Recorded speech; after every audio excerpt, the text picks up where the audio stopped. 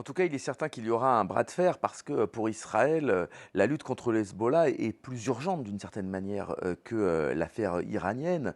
Israël entend bien empêcher l'Iran d'obtenir l'arme nucléaire, mais les Israéliens considèrent qu'il y a encore quelques semaines, quelques mois même, avant que l'Iran puisse parvenir à obtenir l'arme nucléaire, si jamais évidemment il en était complètement libre. Mais le Hezbollah est perçu comme une menace immédiate. Le Hezbollah vise très régulièrement des localités de la frontière entre Israël et le Liban, voire plus profondément le territoire israélien. Et c'est un ennemi qui se dresse contre Israël depuis plusieurs décennies. Depuis le début des années 1980, il y a eu plusieurs affrontements, dont certains ont tourné au désavantage d'Israël. C'était le cas en 2006. Et il y a une volonté israélienne affichée d'en finir définitivement avec cette menace du Hezbollah pour notamment permettre un accord de normalisation avec le Liban, un accord qui a déjà été entamé sous l'égide de Washington. Donc oui, il y a fort à parier eh bien, que les Israéliens feront tout leur possible, peseront de tout leur poids pour pouvoir continuer à lutter contre le Hezbollah. Cela dit,